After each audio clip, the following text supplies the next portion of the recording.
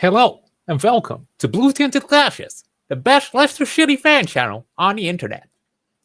And today, I am joined by my partner in crime, Lox, for a brand new era. It's Rude Boy time, people, and apologies to anyone who's Dutch for my absolutely awful accent. But I did promise you that I'd get the turtleneck out. It has arrived, and that I'd wear the blue tinted glasses. I said actually it'd be on Matchday Live, but I'm not even sure who's going to take care of Matchday Live, so we're going to do this instead. So welcome, one and all, to the Brentford versus Leicester City match preview. But Lox, how are you on this fine day? Mate, I am absolutely buzzing still. We're very happy, of course. I love the comment from Krishna. Apparently the stream lagged the exact point you did the accent. Oh, damn it. We'll try again next time.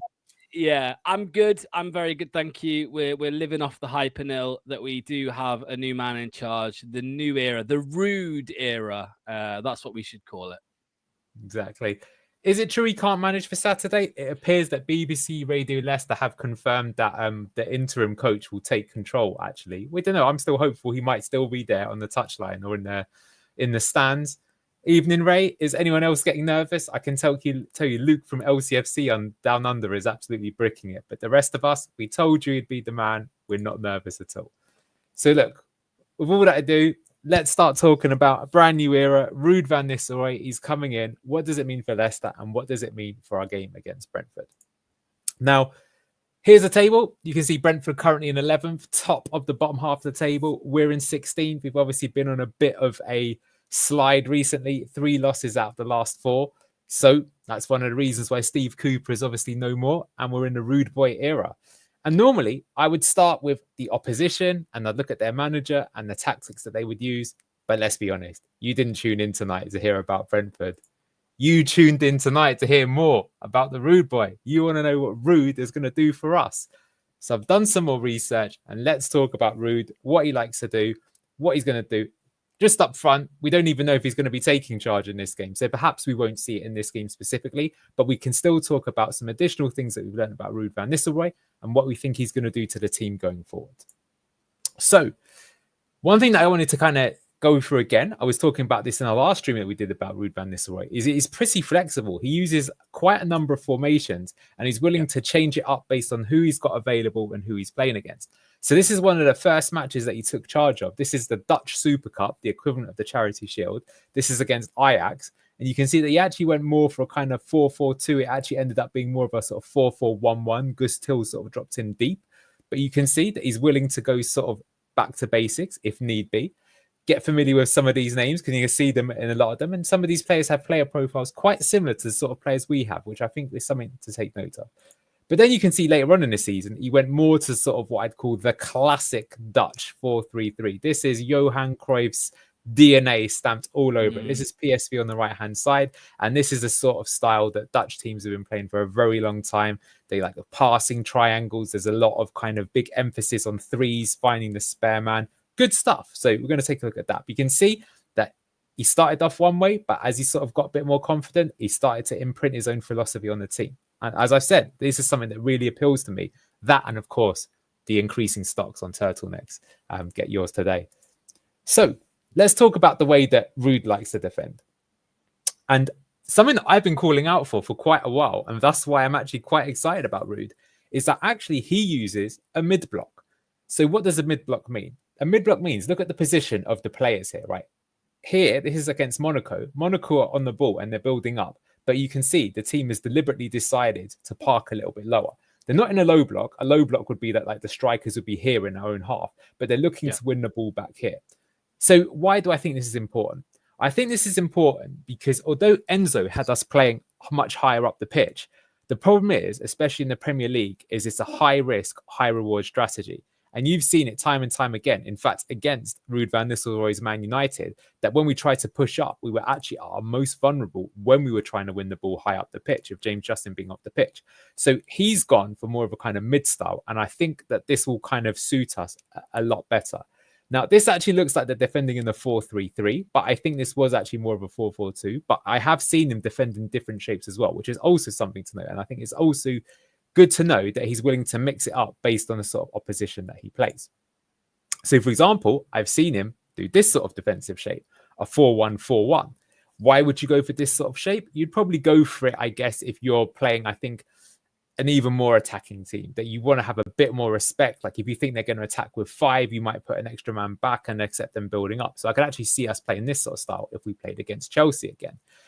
So important to know that he's willing to mix it up and change it. He's not fixated on one sort of system, but he is kind of fixated on the style of play, which I like. I think that's an important way to go. And I think actually even Maresca is like that, as he's shown this season, that he's willing to maybe change the sort of formation slightly, but they'll always play the same way. So look, even though he plays a mid-block, it's not like he's only going to wait for that. A common thing that you see in football these days is pressing triggers, right? So the opposition will do something and then you'll start your press. So what we've seen against Leicester quite a few times this season is if the ball gets given to Victor Christensen, they start pressing because they know that he's not the best at playing out from the back. Or earlier on in the season, teams try to attack Wilfred Ndidi when he was playing next to Harry Winks for a similar reason. Like that's what Fulham did to us, and it was quite effective. So here you can see that this particular match, as soon as the ball gets passed back to the goalkeeper, they're actually willing to push up and start pushing up and gaining territory. So if the defenders have got it, they'll ease off. But if it goes further back than that, they want to step up. And so they're not just going to be sort of, negative in the game. This is not a Sean Dyche sort of team. This is a team that is just a bit, I'd say they consolidate their position and they take the right risks at the right time. So I think that's the trigger. That's the trigger in this particular case. And look, we'll keep an eye out for it when Ruud does it. And what I'll say is that in any game, you might change the pressing trigger. You're not always going to have the same pressing trigger. As I say, what you might do is you might look at the opposition and say, okay, I think this is their weak player, so we're going to target him. So, for example, if you were playing an aerial ball to Wout Fass against Leicester, I might put 2 people up against him because I know he's not the best at reading the flight of the ball. He might panic. And if you don't win the first contact, you've got a good chance of winning the second contact. So why you might go for 2. So there you go. How about his build-up shape? So here we're going to start seeing more of the kind of Dutchisms, I would call them. So Johan Cruyff, he was like the first one to really go for the 4-3-3. And the reason why he loved that system, especially the positions that the players took up, is all for the triangles. That's what this all about, the Dutch system. So playing these nice short passes, move it around, move your team up the pitch, keep control of the game and start attacking. And I'm glad that Ruud is clearly coached in that style, because that means we're going to see some exciting attacking football when we get there. So even though I've said that he's willing to be pragmatic at times and be defensive, and, looking at his Man United team, I don't think they did anything special in terms of building up the ball through the middle, going back to front. But he has shown that he can do this when he's got the time to work with a team. So, don't despair. We're going to see that sort of play still here under Ruud. The other thing you'll sort of see, and again, this is quite classical in Dutch football and something that both Guardiola and Maresca take, is that you've got the classic here where what we're trying to do, or PSV are trying to do here, is they're trying to compact Monaco into one side of the pitch. So you're committing like an extra man here to come in to give you a 4 versus 3 overload, try and drag their players into one side. But that's so you can isolate one of your own players on the other side so you can play the switch past them to get them one-on-one. This is the sort of thing we used to see under Maresca all the time. Now, with PSV at this point in time, they had Cody Gakpo. So getting him one-on-one versus defender was a great idea. And so I guess if you're looking to invest in any Leicester City football players, stocks in Mavididi are going at all-time low right now. But I say they might be able to increase in value. So watch out for him. I think he's going to bring Mavididi back into the team, and I think he'll be utilising him really well. I'm also quite excited to see what he can do with Mavididi and Fatawi when he comes back, actually, because I think he'll improve their finishing, which is something to look at. So another thing you might see, the way that they position their team. Now, this I find kind of interesting, actually. And again, it's a sort of very Dutch-style group of 3s.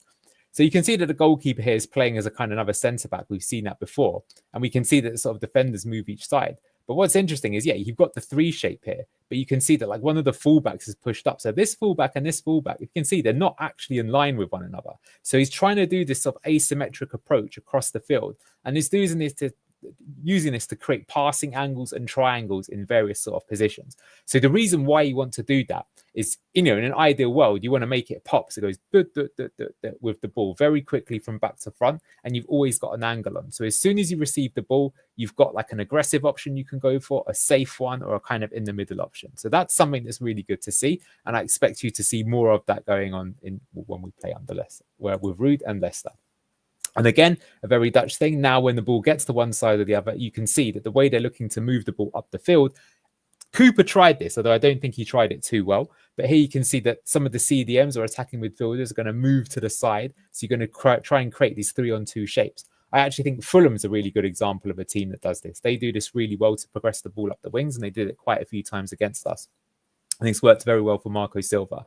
So I'm excited because I think he's using principles that we've seen other managers use in the Premier League. He's used them for teams that I think are realistic for us to be replicating. Mid-block, that's something Forest do.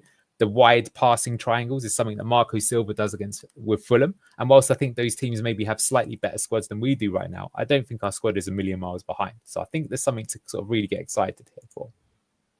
And as I say, using these passing triangles, you might progress the ball up the field. You can see that the opposition's going to get attracted to that. And now it's going to free up a winger on the other side.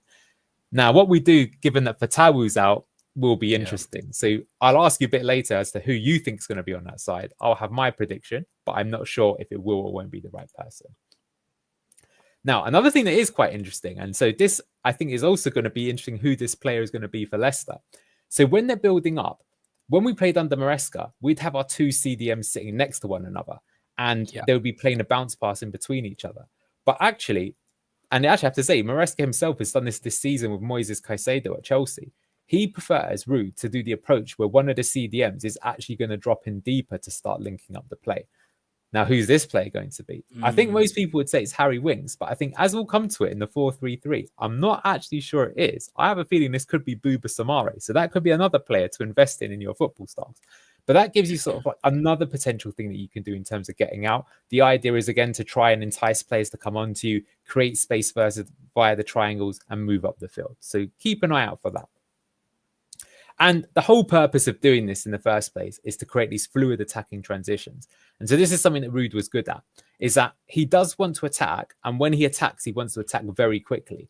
And his whole game plan is basically trying to set up that opportunity. So again, it's a bit similar to Enzo in a sense that you're going to be popping the ball around for a bit, keep hold of it. But then when it's 10-second mode, you go. And what 10-second mode means is when you attack, you want to go from when you've got the ball to it being in the back of the net that quickly. And you want it to be quick because it means that the opposition is going to be caught out of position. They're not going to be in structure and they're going to go. Someone just says they've announced on Sky Sports, Ruud Van Nistelrooy. Might want to hit the F5, see if anything's on their official site. It'd be good to see that. But yeah, you'll see these fluid attacking transitions. And here I've got an example. This was an impressive result from PSV when Ruud was there. They actually beat Arsenal in the Europa League. And here's an example of these attacking transitions. So they've managed to compact the game in here. They've managed to get Cody Gakpo. Now, in this example, he was actually slightly offside. But you can see that they're doing this. They're now going to put the slide pass through, comes through to Gakpo. He's through one-on-one, and he does a lovely little chip, and it ended up in the back of the net. Sadly, he was slightly offside, but in this game, they still ended up winning 2-0. It was an impressive result, and they use a lot of attacking sequences like this. So again, what they're trying to do is just pass it around until they can create this sort of opportunity, and then they're going to attack. And I think this will suit many players in our squad when we've got these kind of fast, direct attacking players. Now, I can't see anything on Sky Sports, by the way. Can't see anything. No worries, no worries. Someone's also said this on Twitter. We're obviously getting very excited. I've dressed up for the occasion, so all looking forward to it. Now, one thing I do just want to bring out with Ruud, though, which I think is interesting, I've said this before, is that he had a really good season with PSV, but ultimately he stepped down and he actually, was quite angry at the board who sold his best players and felt, did them a disservice. Yeah. But to give the board some credit, in the off-season, they then replaced him with Peter Den Bosch and they won the title and they won it comfortably. So I wanted to kind of see this. This was a really good chart that was shown on The Athletic. And what you can see, so Ruud is the 22-23 season, and then Bosch is the 23-24 season. So, what the interesting thing is you can see basically in almost every single metric, then Bosch did improve them. But I would say you can see that I felt that Ruud Van Nistelrooy did actually do a lot of the setup work in terms of getting there. But the biggest differences you can see, and so these are things that you shouldn't expect, is you can see Ruud went mid-block, but then Bosch changed them back to a high line, right? And that obviously made them a lot more potent. You can see that under Ruud, they weren't so obsessed with building the ball deep, like side-to-side passing between the centre-backs. But under Den Bosch, they were more willing to do that. You can also see, though, that in some other aspects, they were quite similar. So actually, you can see, and I think this is interesting, is that previously PSV were playing more of a kind of Spanish style, having like a very patient attack. But actually under Ruud, they started going way more direct. I mentioned this kind of 10-second type thing. And we saw that with Manchester United against us. When the opportunity was there, they weren't there to piss about. They were just trying to, go right in and score right away. And you can see that Den Bosch kind of carried that through. So it will be interesting for me to see if he decides to try and take some of Den Bosch and what he did and apply it to his own style, or if he thinks it's the wrong way around. You can see again here that Den Bosch was way more of a sort of possession-heavy side, whereas Ruud Van Nistelrooy was a little bit against that. And again, you saw the Manchester United, when we played them, the possession was almost 50-50. So even though they dominated and beat us, they didn't dominate it necessarily by attacking. So that's something to look for. So that's kind of what I've learned. But what I wanted to say is, like, I mentioned this before, but who were the star players under Ruud Van Nistelrooy, and who do I think will improve with Leicester? So I think these were, in my opinion, some of the star players he had. First, we mentioned it many times, is Cody Gakpo. Obviously, he had a brilliant World Cup, ended up going to Liverpool, doing quite well for Liverpool. And he was their left wide forward, cutting in, could score goals, but very athletic, tall. I think there is a player in our squad that kind of suits that profile, though. The next one was Joey Veerman. Now, he was absolutely sensational for PSV, but actually when he started playing for Holland, he had a bit of a nightmare and not done so well for the national team, which I think is maybe one reason which has stopped him having like a big move. But he's a really good sort of hybrid, and he would start as the 6, but sort of push forward to become an 8. Now, it will be interesting to see which type of player this is, because he would join in on a goal threat, but would also be like the main conductor of the team. So you can probably guess who I think is going to be that. But we've got quite a few players who could maybe play that profile currently at Leicester.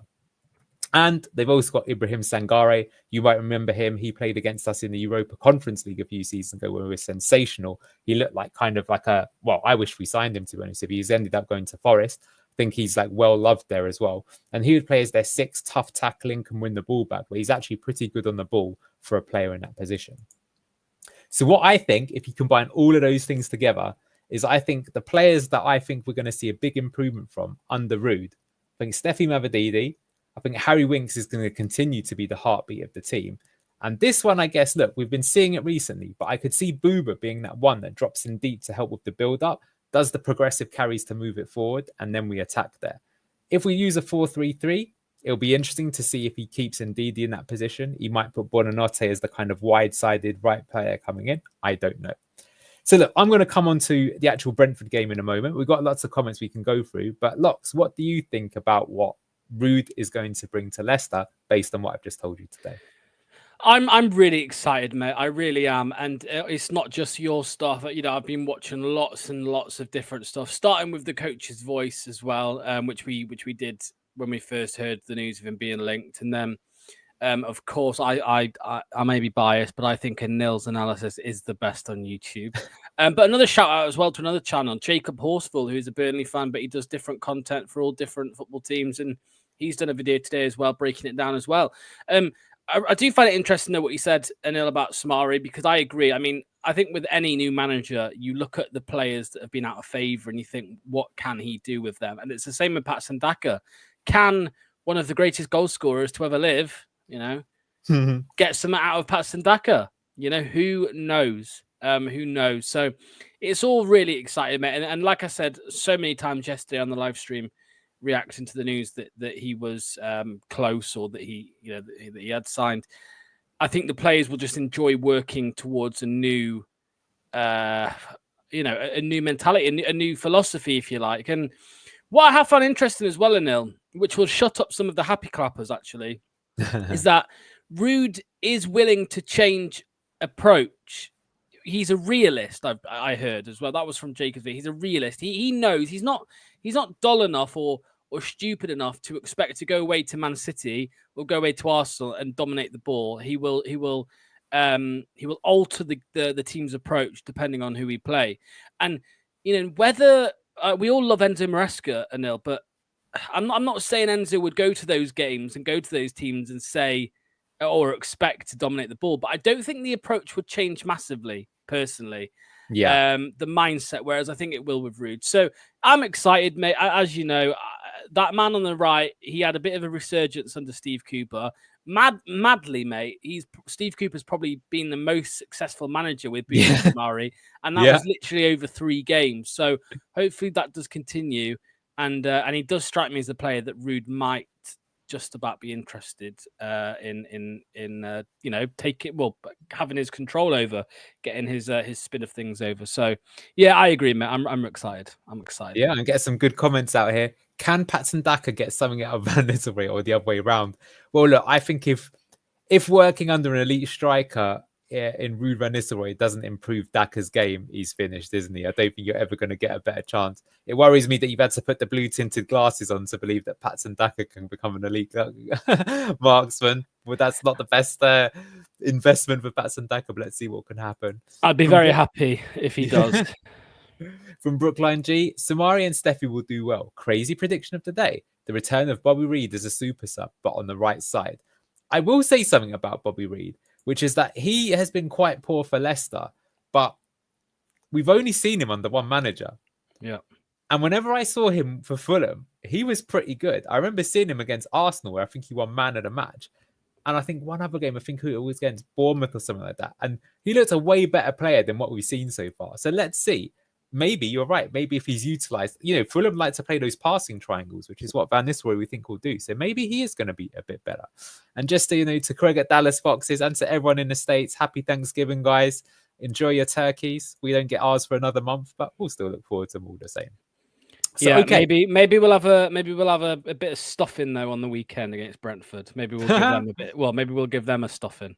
We'll see. We'll see. So anyway, look, what's our expected lineup? And look, just to be fully, truthful with you guys, I don't have a clue. I have no clue what he'll do, right? So it's interesting, for example, Rise, but I don't think IE will suit Ruud Van Nistelrooy at all. Perhaps you're right. I've gone for this. I think based off our last game, and I actually think for his first game in charge, although it looks like it's not going to be Brentford, I didn't know that at the time of doing this, but I think we might just go for a basic 4-2-3-1 and not tell Justin to go forward. I am a bit scared that now that if Ruud isn't going to be taking charge, that we will still do that. But I guess what I thought is that I think Fass might come out of the team, and I think he might come out of the team regardless of if it's a temporary manager or a permanent one, because it looked like some of the players were pretty angry with him in the last game. So it'll be interesting to see if he does play or not. Bonanotte will obviously come in, and I think that he'll probably, if this was Ruud, I think he'd definitely bring Mavadidi in, and I think he'll play someone here. Now, is that Jordan Ayew? It doesn't necessarily have to be. But I just think, given that he's in quite good goal-scoring form, I think he might have. Is he our top scorer at the moment, Jordan Ayew? He's got to be up there. I think so. I think.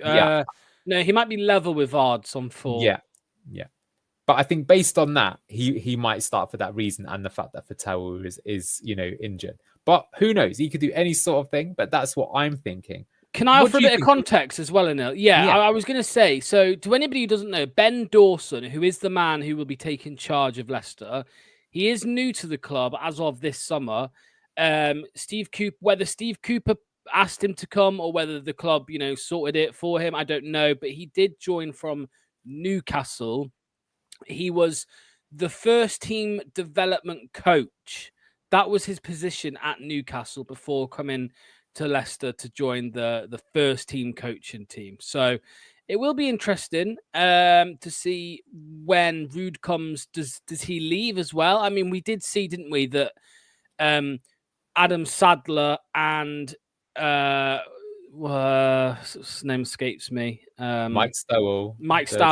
Yeah. They did stay when Dean Smith came, but they were swiftly moved on when Enzo Maresca came in. So it'll be interesting to see how much is left of Steve Cooper's coaching team. I know a few have already left, but how many are left when Ruud comes in? I suspect, just to switch again, just really quickly, I suspect the reason for the delay in the announcement is that they are sorting the backroom staff, because I imagine he is going to be dragging people from left, right, and centre, a couple people from PSV, maybe a couple from Manchester United, Darren Fletcher, maybe. Darren Fletcher's he must be out there somewhere. So who knows? Who knows, mate? Who knows what will happen? Yeah. But yeah, it will be Ben Dawson picking the team. I wouldn't be surprised, Anil, if it's unchanged from Chelsea, but obviously with Buonanotte thrown back in. Could be. We'll have to see. Anything is possible. We'll see. And I guess the West Ham one now is now going to be more of the interesting game based on this. But look, that's our team. So let's talk about the opposition. And after all, we're playing Brentford. Do you remember the days when Brentford were in the Championship, but we were in the Premier League, and they were the plucky team trying to get back to the Premier League and stay there? Roles sure have changed over the years. Taking a look at Brentford's recent form, they're top of mid-table in 11th position, and you can see, I mean, they've been involved in some absolute blockbuster games. You've got to give it credit to. 5-3, 4-3, 3-2. Of course, their last game would be a 0-0, but to be fair to them, they had a man sent off after 40 minutes, and that red card got rescinded. So that's probably the outlier. But otherwise, you can see that, I mean, they're good value for entertainment, Brentford. And I think that actually sums up their approach, as we'll kind of come to in a moment. So looking at some of these games, this was them against Everton. It doesn't look like a great performance, but bear in mind that they had this man sent off after 40 minutes. So that's why Sean Dyche, for once in his career, did have more possession than the opposition. But of course, it being Sean Dyche, there was no chance of them turning that possession into goals. It probably works against them, in fact. So that was a 0-0. Prior to that, they played Bournemouth. This one was an interesting one because you can see that Bournemouth were a bit unlucky, a bit like when they played us earlier in the season. They probably should have even won this game, but they've ended up losing it. And a very chaotic game. And that's something you're going to notice about Brentford. I think to give them credit, they make the game entertaining because they go for it, which means they both leave themselves open, but they also cause a lot of problems down the other end. And prior to that, they lost to Fulham in another close game. This was a London derby. But actually, you can see, I said close, but this time Fulham really did the job on them. Look at the possession stats they had there. So this particular game, Marco Silva definitely did one over Thomas Frank. So speaking of Thomas Frank, he's an interesting one. I think he's a good coach. I got to say, he does seem a bit like of a moaner when he's losing on TV, I've noticed. But he's been linked a few times now with some of the big jobs. And, Guardiola keeps bigging him up. I think it wouldn't surprise me if he gets a big job quite soon. So overall, what's interesting about Thomas Frank's style of play, I would say, is that he really mixes it up. I'd almost go as far as saying that Brentford don't necessarily have a strict style of play. They definitely do some things that are common across every game, but he's quite willing. And I think this is why he's good at saying, okay, Man City play like this, so we'll play like that in order to beat them. It's interesting someone has mentioned Wisserham and Mbeumo. We'll come on to those two in a minute because they are very good. But I would say, Thomas Frank, they're prepared to go direct at times. They don't care. They're a very physical team. I think you can really tell that they've come from the Championship and dominated in that division. They are really good at winning the 50-50s. They can be absolutely explosive in terms of when they make those chances, and they're aggressive. Look, they'll load up the box. I'll show you all of these examples in a moment. So I'd say they're not particularly obsessed with possession. They mix it up regularly. They're happy to make changes based on the opponent. They're high intensity and very combative. I think that's something they're really good at doing. And I think Thomas Frank, to give him credit, I think he's really adept at getting the most out of his squad. Because when you look at his squad, it really doesn't look particularly good. Yet the way that they perform, I think, is extremely impressive based on who they've got. Yeah.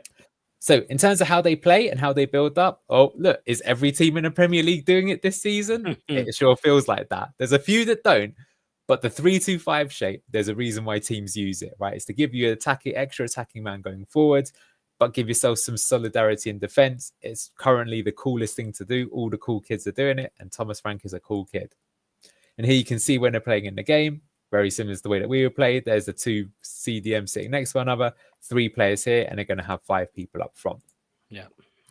However, in some games, they won't always do that. So you can see in this particular game, they actually went for a 4-3-3. So you've got 3 here, now 3 in the middle, and you've got more people up front. But actually, even though they play a 4-3-3, you can still see that when they attack, one of the players sort of did push up to kind of join up and become more of an attacking player.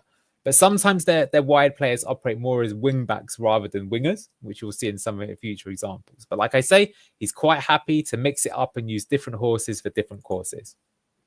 I mentioned before, this is against Arsenal. So boom, no playing out from the back nonsense, just smash it upfield. They did this a lot. And with their physical players, they were quite happy to bully Arsenal, win the second ball, push forward and try and score goals. So they're very good at winning second contacts.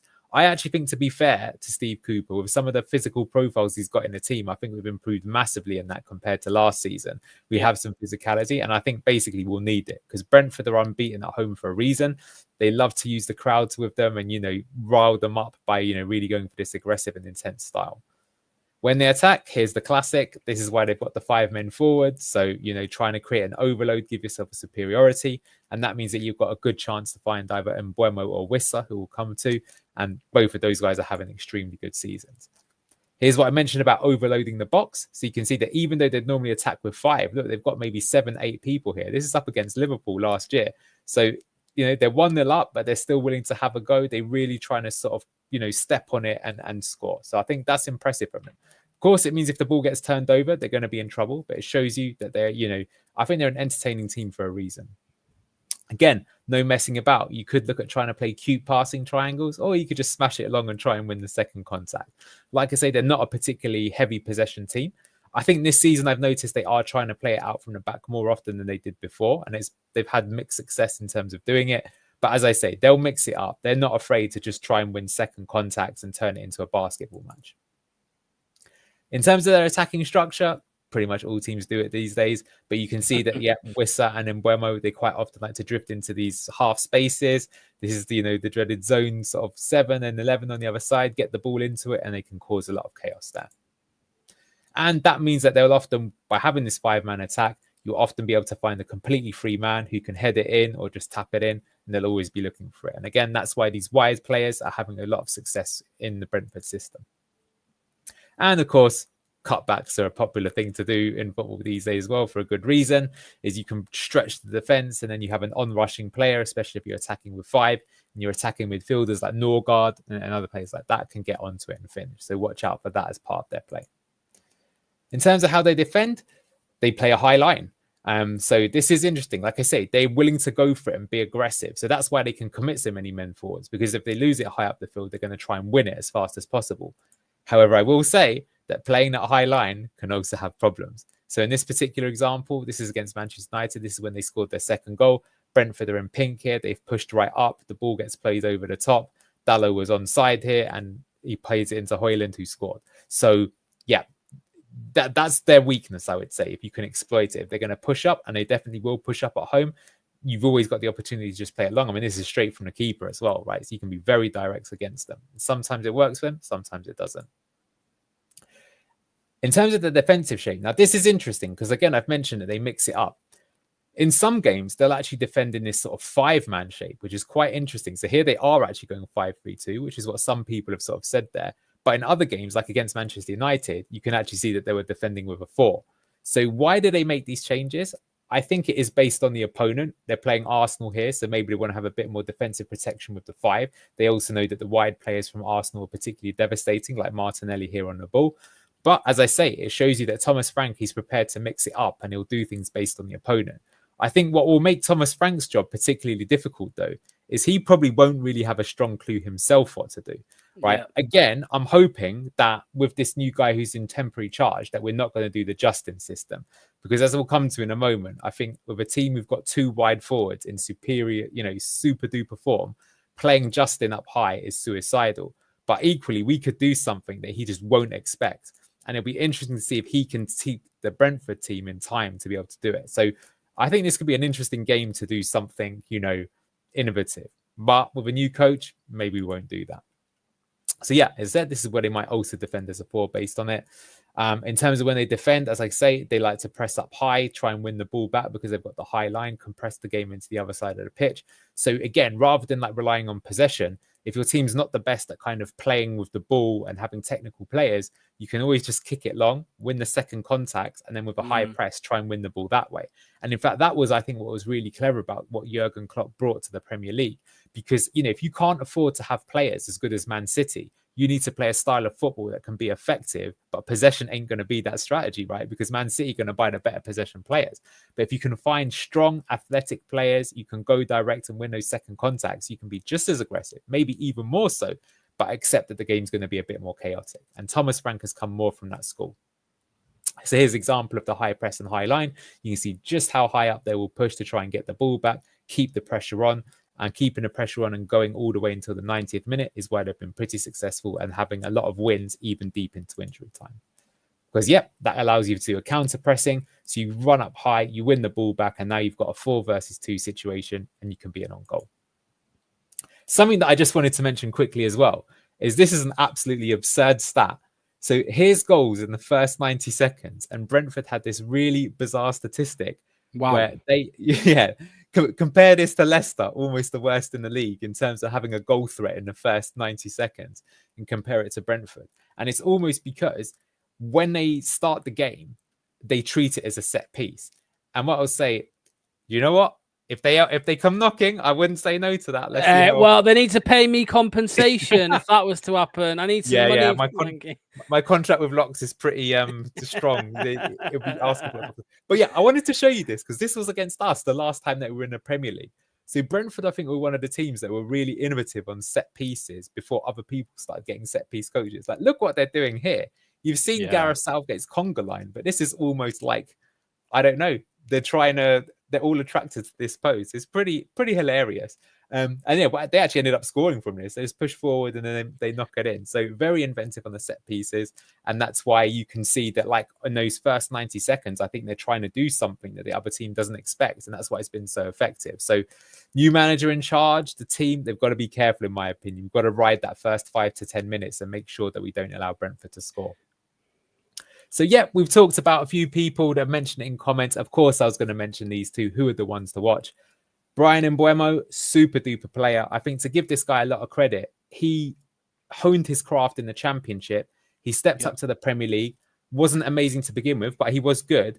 But season upon season, he's just got better and better. And now he's been linked with Liverpool. And I think Steffi Mavadidi should be looking at Bryan Mbeumo as someone to replicate, because I think he could have a similar career trajectory as well.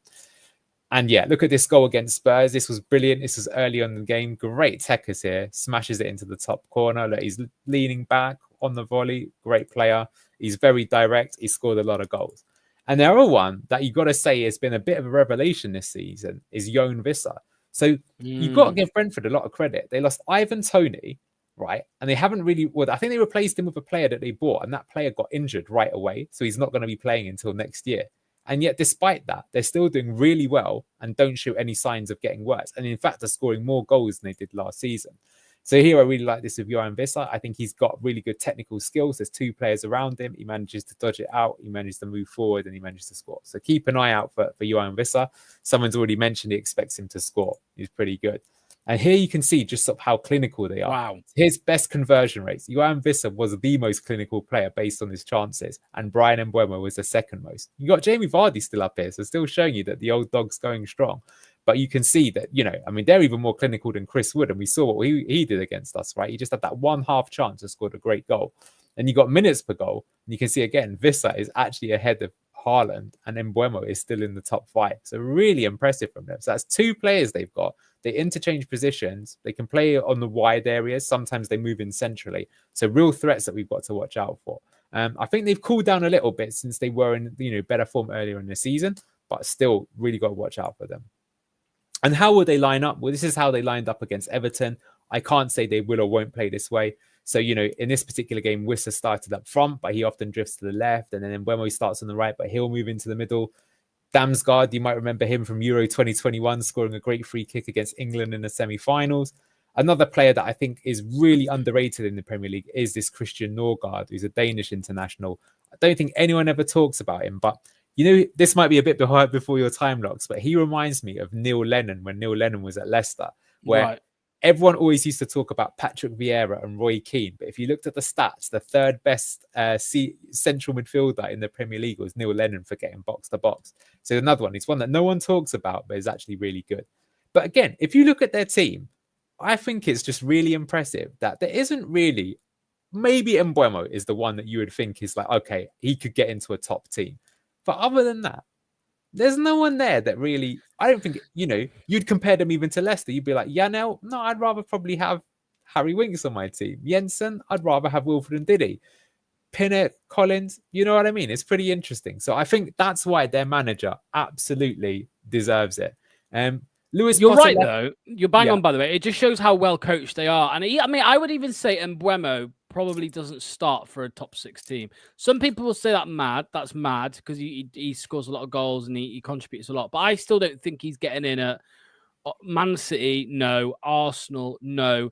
Liverpool, no. No, he'd be a squad option, wouldn't he? He wouldn't be the first maybe team. He starts for Spurs. Maybe at a push. But yeah, it's crazy. Just on you, Christian, you're saying Lewis Potter is a left back. Well, the way that they play is because they build in a 3-2 shape. He ends up being more of a wing back stroke left winger. So they're utilising him in that role, or they did against Everton. But as I say, in this game, Norgard got sent off. So their system just went down the toilet in this particular game. There wasn't much that they could do. So yeah, I'm going to come to my predictions then. So I think Brentford are a very competitive team and they're very strong at home.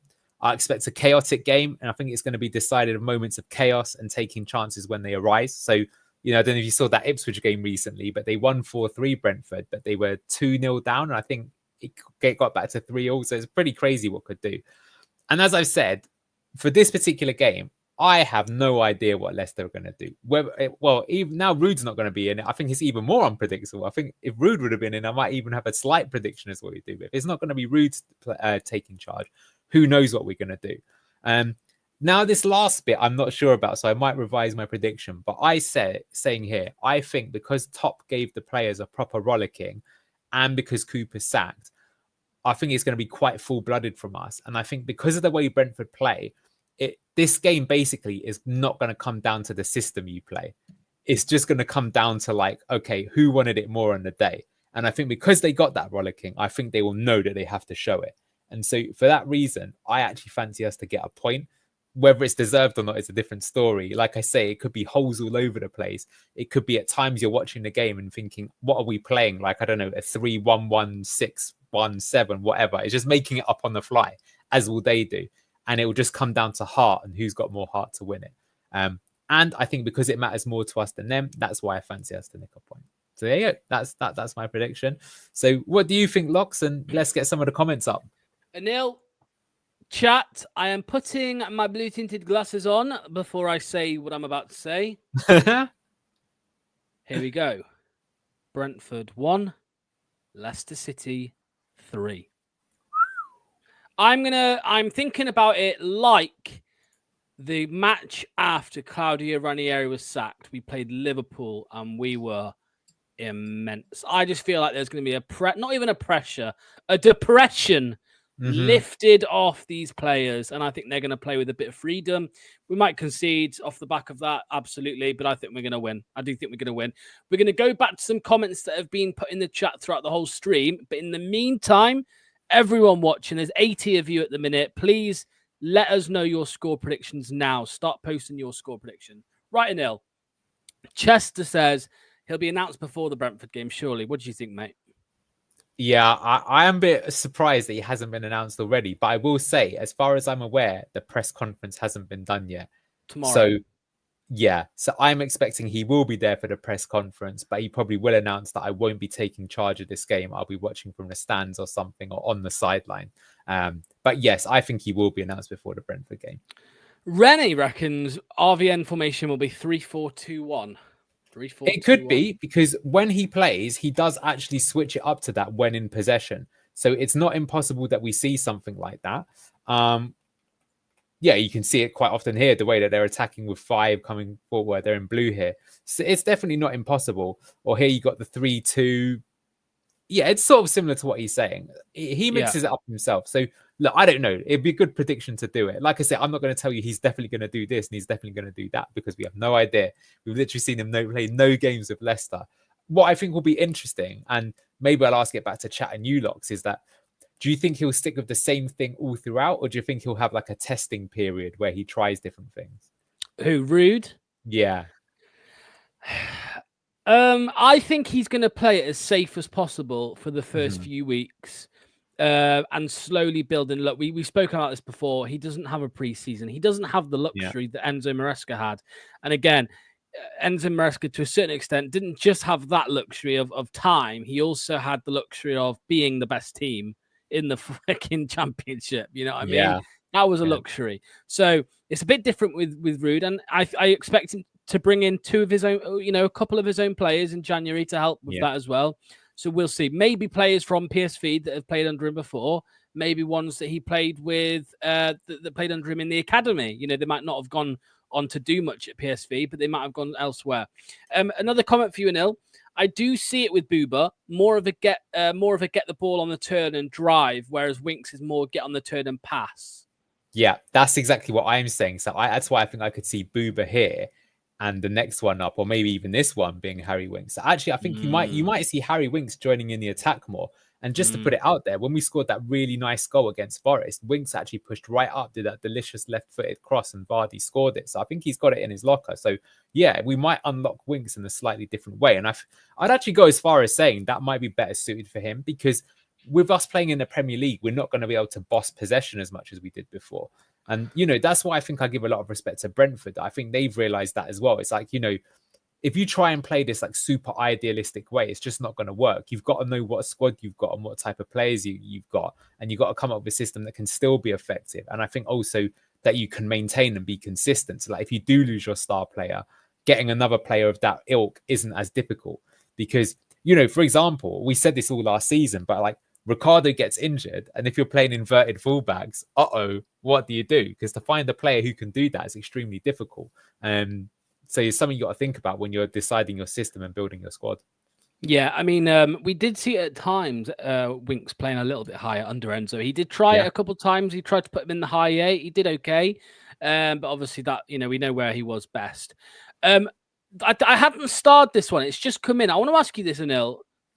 Where does £25 million Oliver Skipp fit in all this? 100%. I mean, I will say, I do think going into this season, we needed to have someone who could be Harry Winks' understudy if he got injured. So I understood making the signing. But then, Cooper's been using Samare a lot.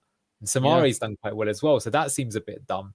So I'll be honest. Yeah, I basically agree with this statement. For what it's worth, I'm definitely not a Skipp hater. I even go as far as saying I think he's a good signing. But that's such a lot of money for someone who doesn't come immediately into the first team. That was the dumb thing about it. Right? I feel for that kind of money, with the position we've been, they've got to be starting and they've got to be making an instant impact. And the obvious position is that we're still relying on a 37-year-old striker. Why did we not get another one? What I will say, though, is I don't know if you've seen Fotis Onionidi's stats this season, but they're not the best. So maybe we did dodge a bullet there. And because that would have been like over 20 million as well, on another over 20 million. Yeah. There is another one. I'll start that one. We'll do that one last, Lucas. We will come to your question. Christian also said Wissa and Mbeumo are crazy good, but they've been off it recently. So of course, this is the perfect time for both to score a brace.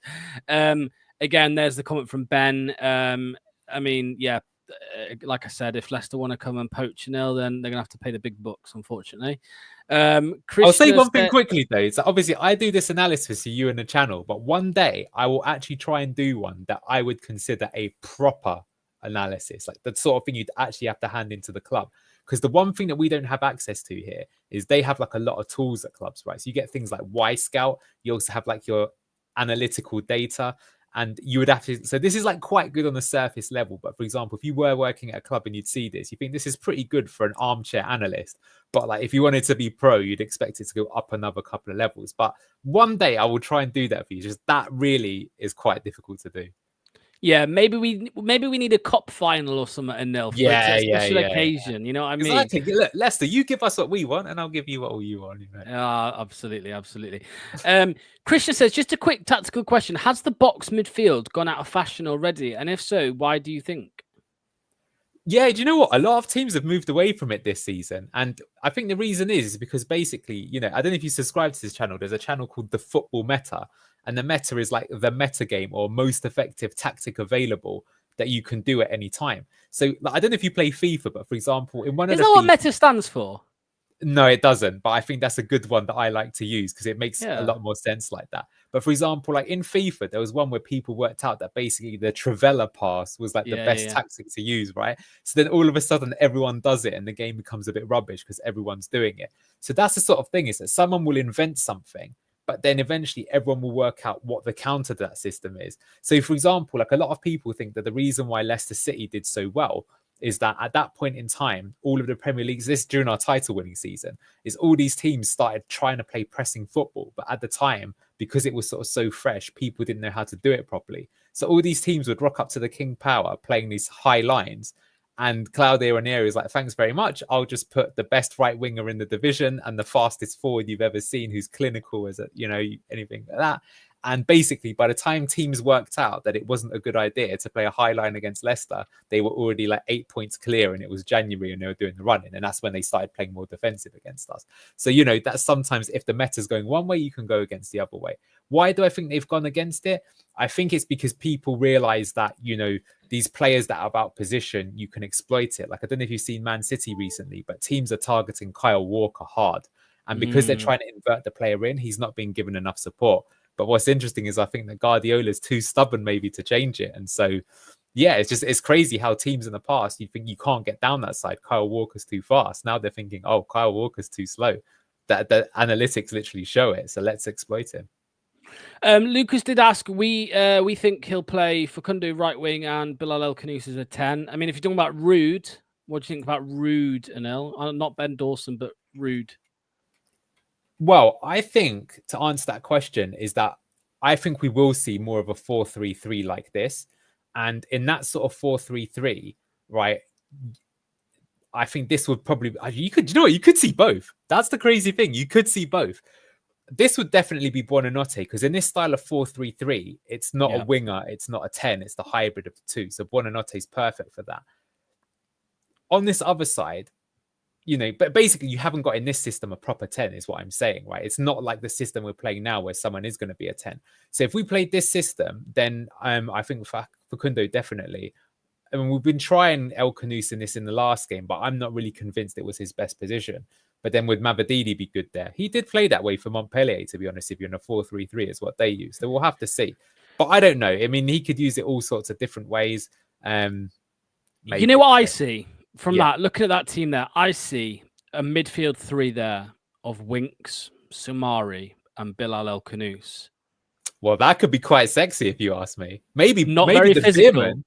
Not very physical though. Well, maybe that'd have to be Ndidi then instead of Soumare. But for example, I said with Veerman that I expected it to be Winks, but you know what? Thinking about it, maybe it'll be Bilal. Because we've said that Bilal's better at coming from deep and pushing forward to join in the attack. So maybe we've just figured it out altogether, chat. Maybe Lucas. Maybe that's where we put. But what do you think? I'm actually thinking El Khanous in this position and pushing forward to join the attack. I think that could work quite nicely, in my opinion. Because you've just said it, mate. You've just said it's not an out-and-out 10. And I don't think Bilal El Khanous is an out-and-out 10. I mean, this has been a big talking point all season, really, about where do we get Bilal El Khanous. And I think a lot of it has been about he's not an out-and-out 10. And even for Morocco, he doesn't play as a 10. He plays as an 8 next to Amrabat. So, yeah, I think... that's what I'm going to go for. But that's just, again, that's just a guess. Who knows? I think, though, Van Nistelrooy will be clever enough to work it out. And, what I think about Bilal, which is good, is he's definitely a good player. So I think I'm not actually, for example, complaining that we don't know what his best position is. I think it's more that, like, when we work it out, we could absolutely fly, He does seem like that player that if we could get him going, I could see him having like a strong end to the season, for example. And the way it's going, we're going to need someone to have a strong end to the season to keep us up. Absolutely. Right, let's get the score predictions in. JJ Goodall said 2-1 Leicester. Kalibo said 1-1. LCFC Daz says 2-1 Leicester for me, lads. Andy says 1-1. Dorco says 2-2. Costa says 2-1. BCK says 1-0 Leicester. Ray says Desmond will take the point. Dallas Foxes 3-2 Leicester. And Nil, I can confirm that this is the first Blue Tinted Glasses live stream of the season where there's not a single loss in the score predictions. Wow. That's before Ruud is even here. Love it. So, good. We should be excited for this week. Us fans have deserved it. Didn't deserve that last few months, if you ask me. I agree. I agree. All right. Thanks, everyone in chat. Get your blue tinted glasses on. A better day is coming. The Ruud era has begun. Hope you enjoyed everything. Up the Ruud, says LCFC Daz. And with that, we will see you tomorrow, where Lox will be taking you through the team builder, which you can help him out with. Exactly. Yeah. There we go. Take care, everyone. See you later. Bye-bye.